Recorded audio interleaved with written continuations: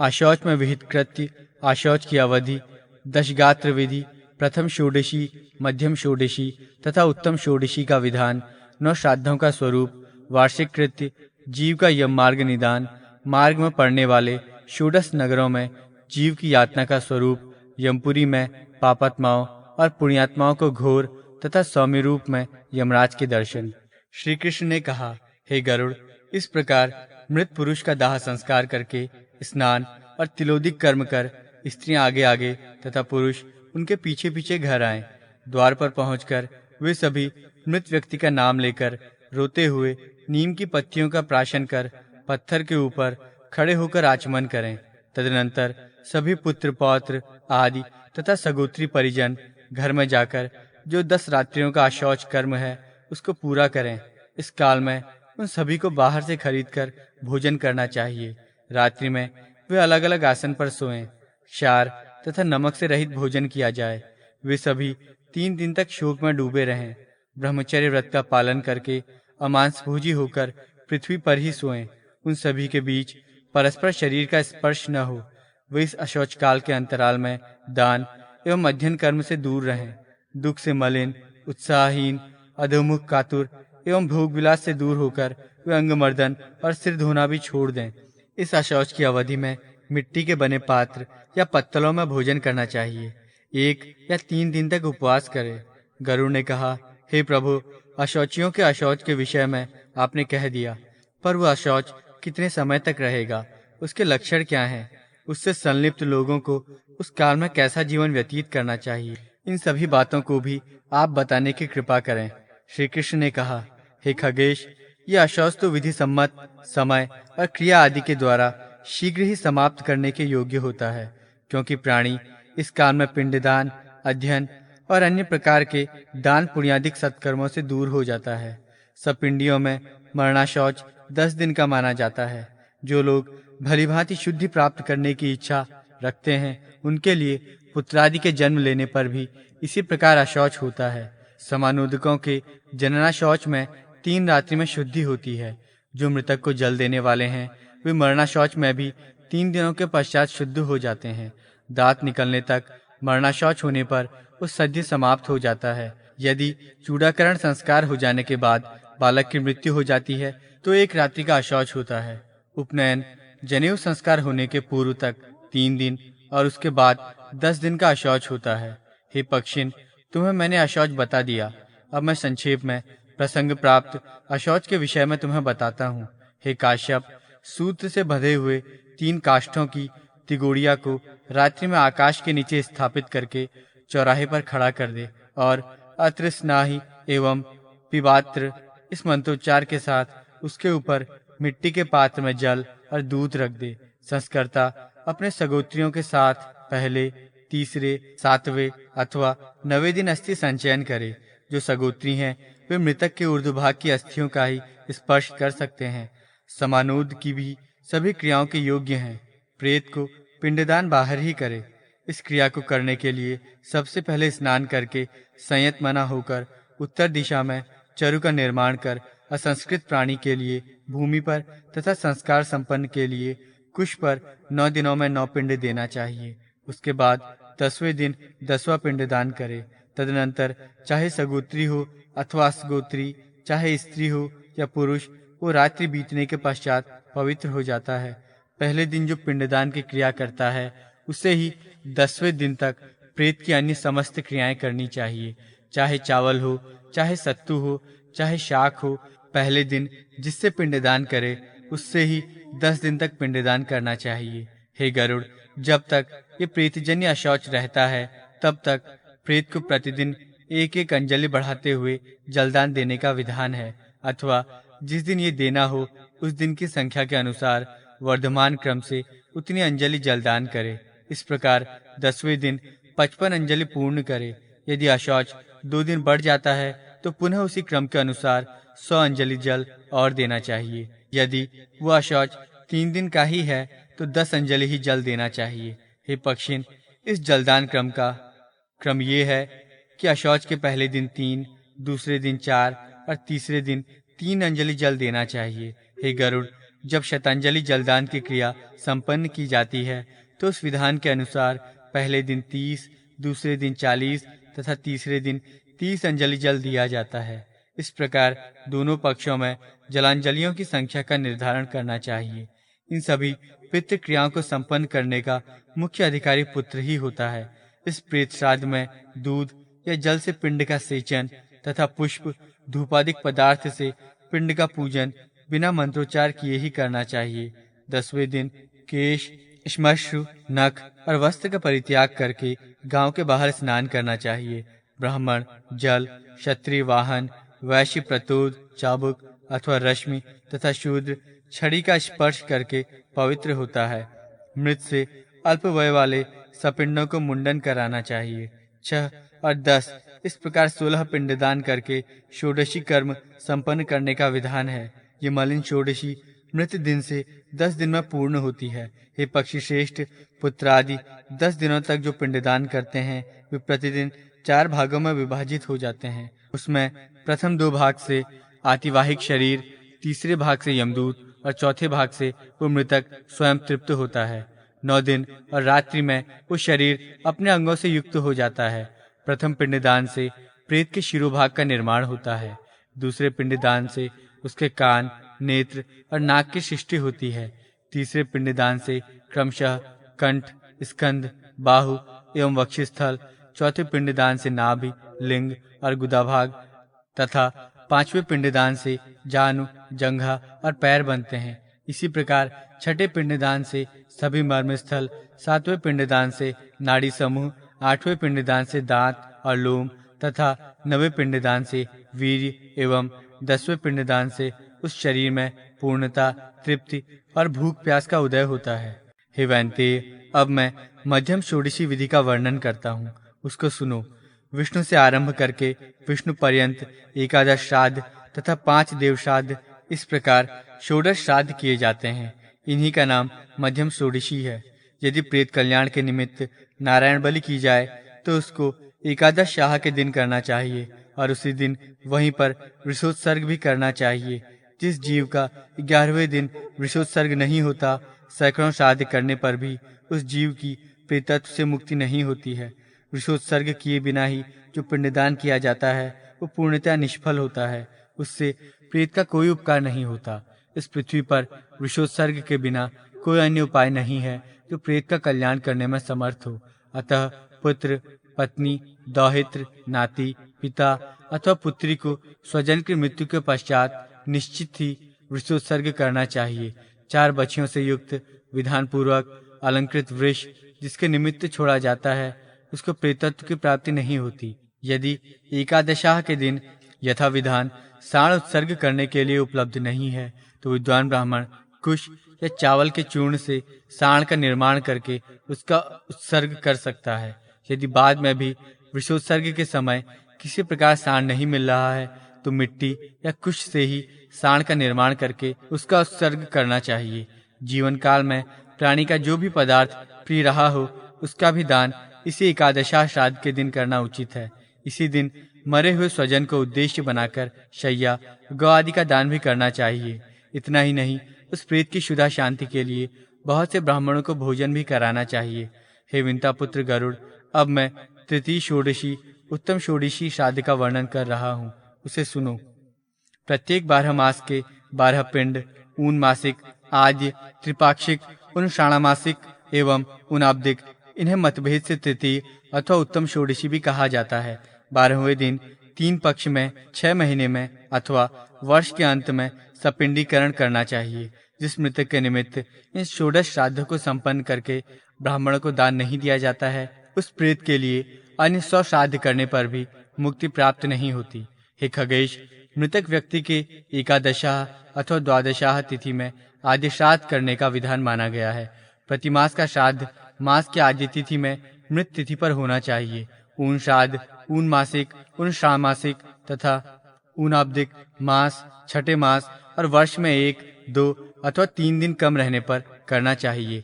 सपिंडीकरण वर्ष पूर्ण होने के बाद अथवा 6 महीने बाद करना चाहिए अथवा आभ्युदयिक, विवाह आदि मंगल कार्य अनिवार्य रूप से उपस्थित होने पर, कार्य आने पर 3 पक्ष अथवा 12 दिन के बाद करना चाहिए। मनुष्यों के कुल धर्म असंख्य हैं, उनकी आयु भी क्षरणशील है और शरीर अस्थिर है, अतः 12वें दिन सपिंडीकरण करना उत्तम है। हे पक्षीराज, सपिंडीकरण श्राद्धों के संपादकीय विधि भी मुझसे सुनो। हे काश्यप, एक उद्दिष्ट विधान के अनुसार ये कार्य करना चाहिए। तिल, गंध और जल से परिपूर्ण 4 पात्रों की व्यवस्था करके एक पात्र प्रेत के निमित्त और शेष 3 पात्र पितृगणों के लिए निश्चित करना चाहिए। तदनंतर उन 3 पात्रों में प्रेत पात्र के जल का सेचन करे, 4 पिंड बनाए और प्रेत पिंड का उन 3 पिंडों में मेलन कर दे। तब से वो प्रेत पितर के रूप में हो जाता है। हे खगेश्वर, उस प्रेत में पितृत्व भाव के आ जाने के बाद उस प्रेत तथा अन्य उसके पितृ पितामह आदि पितरों का समस्त श्राद्धकृत्य श्राद्ध की सामान्य विधि के अनुसार ही करना चाहिए। मृत पति के साथ एक ही चिता में प्रवेश और एक ही दिन दोनों की मृत्यु होने पर स्त्री का सपिंडीकरण नहीं होता है। उसके पति के सपिंडीकरण श्राद्ध से ही स्त्री का सपिंडीकरण श्राद्ध संपन्न हो जाता है। हे खगेश, पति के मरने के बाद स्त्री की मृत्यु होने पर स्त्री का सपिंडन पति के साथ होगा और सहमृत्यु की दशा में दोनों के श्राद्ध के लिए एक पाक, एक समय तथा एक कर्ता होगा। किंतु श्राद्ध पति पत्नी का पृथक पृथक ही किया जाना चाहिए। यदि स्त्री पति के साथ चिता में सती न होकर अन्य किसी दिन सती होती है तो उस स्त्री की मृत तिथि के आने पर उसके लिए पृथक रूप से पिंडदान करना चाहिए। हे गरुड़, सहमृत्यु की दशा में प्रत्येक वर्ष नवश्राद्ध एक साथ करना चाहिए। जिस मृतक का वार्षिक श्राद्ध से पूर्व सपिंडीकरण हो जाता है उसके लिए भी वर्ष भर मासिक श्राद्ध और जल कुंभ दान करना चाहिए। धन का बंटवारा हो जाने पर भी नवश्राद्ध, सपिंडन श्राद्ध और षोडश श्राद्ध करने का अधिकार एक ही व्यक्ति को है। हे कश्यप पुत्र, अब मैं तुम्हें नवश्राद्ध करने का काल बताऊंगा, उसको सुनो। हे पक्षिन, मृत्यु के दिन मृत स्थान पर पहला श्राद्ध करना चाहिए। उसके बाद दूसरा श्राद्ध मार्ग में उस स्थान पर करना चाहिए जहाँ पर शव रखा गया था। तदनंतर तीसरा श्राद्ध अस्थि संचयन के स्थान पर होता है। इसके बाद 5वें, 7वें, 8वें, 9वें, 10वें और 11वें दिन श्राद्ध होता है, इसलिए इन्हें नवश्राद्ध कहा जाता है। ये नवश्राद्ध तृतीया षोडशी कहे जाते हैं। इनको एक उद्दिष्ट विधान के अनुसार ही करना चाहिए। पहले, तीसरे, 5वें, 7वें, 9वें और 11वें दिन होने वाले श्राद्धों को नवश्राद्ध कहा जाता है। दिन की संख्या 6 ही है, पर 6 दिन में नवश्राद्ध हो जाते हैं। इस विषय में ऋषियों के बीच मतभेद हैं, इसी कारण मैंने उनको भी तुम्हें बता दिया। श्राद्धों का जो योग रूढ़िगत रूप से है वही मुझे भी अभीष्ट है। किसी को नव शब्द का यौगिक अर्थ अभीष्ट है। आद्य और द्वितीय श्राद्ध में एक ही पवित्रक देना चाहिए। जब ब्राह्मण भोजन कर चुके हों तो उसके बाद प्रेत को पिंडदान देना उचित होता है।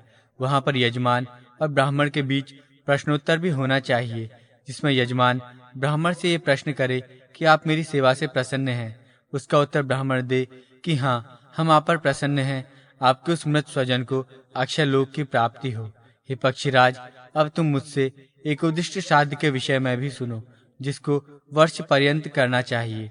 सपिंडीकरण के बाद में किए जाने वाले षोडश श्राद्धों का संपादन एक उद्दिष्ट विधान के अनुसार ही होना चाहिए, किंतु पार्वण श्राद्ध में उक्त नियम का प्रयोग नहीं होता है। जिस प्रकार से प्रत्येक वर्ष में होने वाला प्रत्यब्द श्राद्ध होता है, उसी प्रकार इन षोडश श्राद्धों को भी करना चाहिए। एकादशाह और द्वादशाह में जो श्राद्ध किया जाता है, उन दिनों में स्वयं प्रेत भी भोजन करता है। अतः स्त्री और पुरुष के लिए जो पिंडदान इन दिनों में दिया जाए, उसको अमुक प्रेत के निमित्त दिया जा रहा है, ऐसा कहकर पिंडदान देना चाहिए। सपिंडीकरण श्राद्ध होने के पश्चात प्रेत शब्द का प्रयोग नहीं होता है। 1 वर्ष तक घर के बाहर प्रतिदिन दीपक जलाना चाहिए। अन्न, दीप, जल, वस्त्र और अन्य जो कुछ भी वस्तुएं दान में दी जाती हैं, वे सभी सपिंडीकरण तक प्रेत शब्द के संबोधन से संकल्पित होने पर ही प्रेत को तृप्ति प्रदान करती हैं। हे वैंतेय, संक्षिप्त रूप में मैंने वार्षिक कृत्य कह दिया। अब तुम विवस्वान पुत्र यमराज के घर जिस प्रकार जीव का गमन होता है, उसका वर्णन सुनो। हे औणानुज, त्रयोदशाह अथवा 13वें दिन श्राद्धकृत्य एवं गरुड़ पुराण के श्रवण के अनंतर वो जीव तुम्हारे द्वारा पकड़े गए सर्प के समान यमदूतों के द्वारा पकड़ लिया जाता है और पकड़े गए बंदर के समान अकेला ही उस यमलोक के मार्ग में चलता जाता है। उसके बाद वायु के द्वारा अग्रसारित वो जीव दूसरे शरीर में प्रविष्ट होता है। दूसरे शरीर में जाने के पूर्व का जो शरीर है वो पिंडज दिए गए पिंडों से निर्मित है। दूसरी योनियों का शरीर तो पितृ संभव माता पिता के रजवीर से उत्पन्न होने वाला होता है।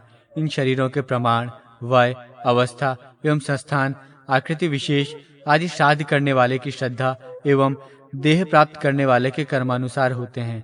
प्रमाणतः यम और मर्त्यलोक के बीच 86,000 योजन का अंतराल है।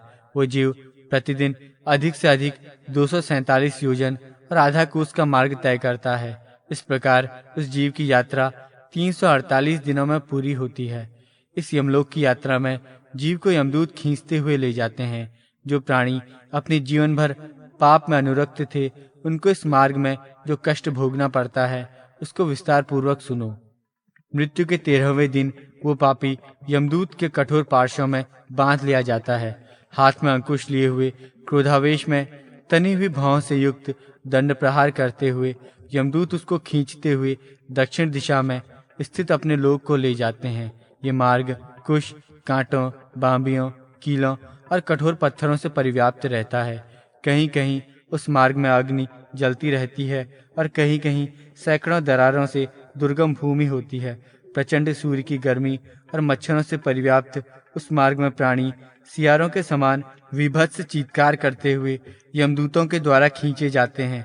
यमलोक के दारुण मार्ग में पापी जाता है और शरीर के जलने के कारण अत्यंत क्षीणता को प्राप्त होता है। अपने कर्मानुसार विभिन्न जंतुओं के द्वारा अंगों को खाए जाने, भेदन एवं छेदन किए जाने के कारण जीव अत्यधिक दारुण दुख प्राप्त करता है। हितार्थ, जीव अपने कर्मानुसार दूसरे शरीर को प्राप्त करके यमलोक में नाना प्रकार का कष्ट भोगता है।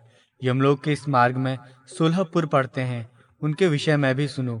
याम्य, सौरिपुर, नगेंद्र भवन, गंधर्वपुर, शैलागम, क्रौच, क्रूरपुर, विचित्र भवन, बहमपद, दुखद, नानाक्रंदपुर, सुतप्त भवन, रौद्र, पयुवर्षण, सीताढ़ और बहुभीति, ये 16 पुर हैं।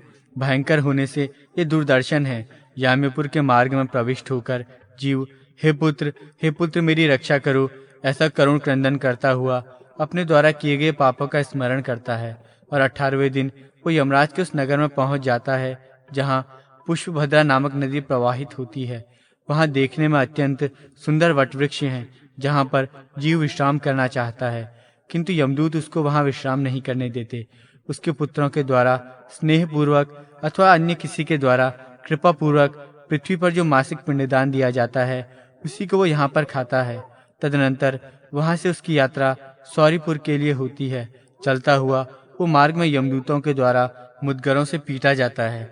उस दुख से अत्यधिक पीड़ित होकर वो विलाप करता है। इस जन्म में मनुष्य और पशु पक्षियों की संतुष्टि के लिए मैंने जलाशय नहीं खुदवाया। गौ की क्षुधा शांति के लिए गोचर भूमि का दान भी मैंने नहीं दिया। अतः हे शरीर, जैसा तुमने किया है उसी के अनुसार अब तुम अपना निस्तार करो। उसी सौरीपुर में कामरूपधारी इच्छानुसार स्थितिशील एवं गतिशील राजा राज्य करता है। उसका दर्शन मात्र करने से जीव भय से कांप उठता है और अपने अनिष्ट की शंका से ग्रस्त होकर त्रिपक्ष में पुत्रादिक स्वजनों के द्वारा पृथ्वी पर दिए गए जलयुक्त पिंड को खाकर आगे बढ़ता है। वहां से वो आगे बढ़ता हुआ मार्ग में यमदूतों के खड्ग प्रहार से अत्यंत पीड़ित होकर इस प्रकार प्रलाप करता है। हे शरीर, मैंने जलादि का सदा दान नहीं दिया है, न तो नियम से प्रतिदिन गाय के लिए अपेक्षित गोग्रास आदि कृत्य किया है और न तो वेद शास्त्र की पुस्तक का ही दान किया है। पुराण में देखे हुए मार्ग, तीर्थ यात्रा आदि का मैंने सेवन नहीं किया है। इसलिए जैसा तुमने किया है उसी में अपना निस्तार करो।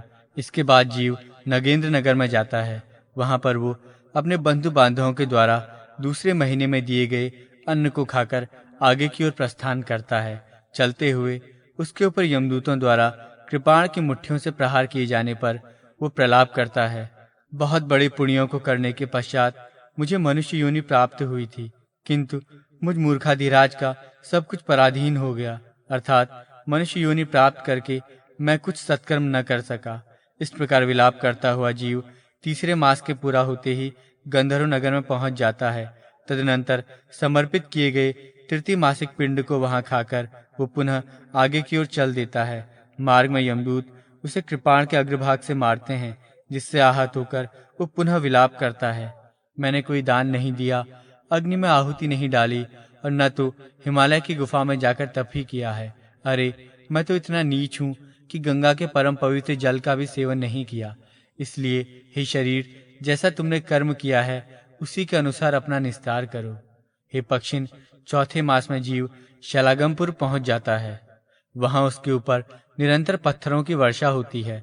पुत्र के द्वारा दिए गए चतुर्थ मासिक श्राद्ध को प्राप्त कर वो जीव सरकते हुए चलता है, किंतु पत्थरों के प्रहार से अत्यंत पीड़ित होकर वो गिर पड़ता है और रोते हुए कहता है, मैंने न तो ज्ञान मार्ग का सेवन किया, न योग मार्ग का, न कर्म मार्ग का और न ही भक्ति मार्ग को अपनाया, न साधु संतों का साथ करके उनसे कुछ हितैषी बातें ही सुनी हैं। अतः हे शरीर, तब जैसा तुमने किया है उसी के अनुसार अपना निस्तार करो। मृत्यु के 5वें मास में कुछ कम दिनों में वो क्रौंचपुर पहुंच जाता है। उस समय पुत्रादि के द्वारा दिए गए उन षाणमासिक श्राद्ध के पिंड और जल का सेवन करके वो यहाँ एक घड़ी विश्राम करता है। हे कश्यप पुत्र, इसके बाद छठे मास में जीव क्रूरपुर की ओर चल देता है। मार्ग में वो पृथ्वी पर दिए गए पंचम मासिक पिंड को खाकर जलपान करता है।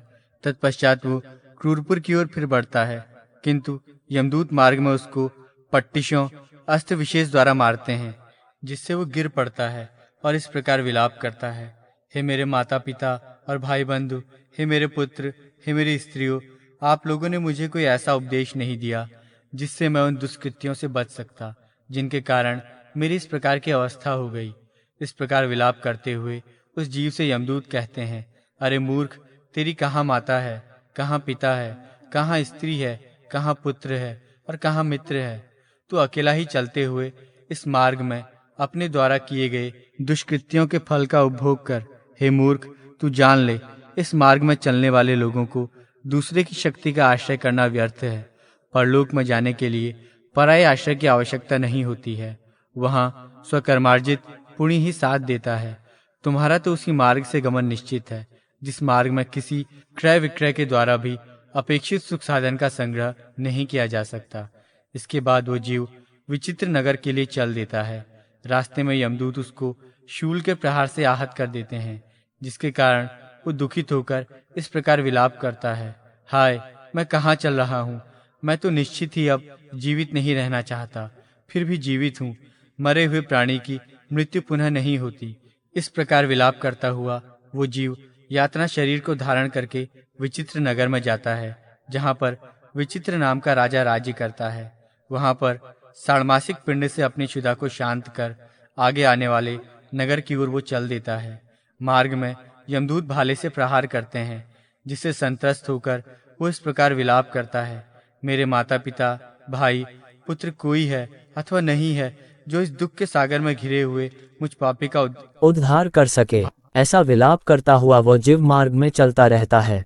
उसी मार्ग में वैतरणी नाम की एक नदी पड़ती है, जो 100 योजन चौड़ी है और रक्त तथा पीप से भरी हुई है। जैसे ही मृतक उस नदी के तट पर पहुंचता है, वैसे ही वहां पर नाव वाले मल्लाह आदि उसको देखकर ये कहते हैं कि यदि तुमने वैतरणी गौ का दान दिया है तो इस नाव पर सवार हो जाओ और सुखपूर्वक इस नदी को पार कर लो। जिसने वैतरणी नामक गौ का दान दिया है वही सुखपूर्वक इस नदी को पार कर सकता है।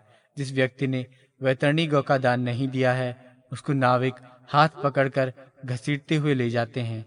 तेज और नुकीली चोंच से कौवा, बगुला तथा उलूक नामक पक्षी अपने प्रहार से उसे अत्यंत व्यथित करते हैं। हे पक्षिन, अंत समय आने पर मनुष्यों के लिए वैतरणी का दान ही हितकारी है।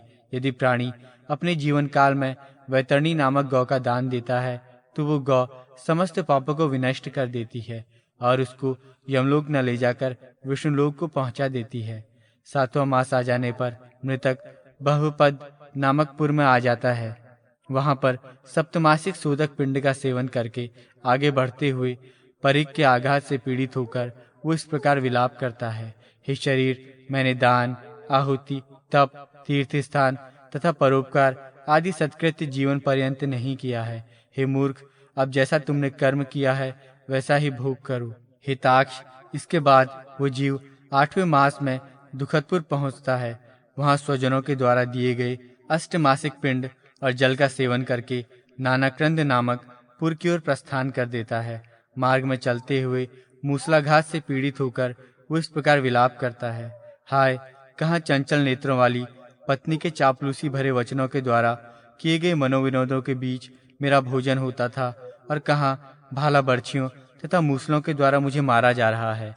इस प्रकार विलाप करता हुआ वो जीव 9वें मास में नाना क्रंदपुर पहुंच जाता है।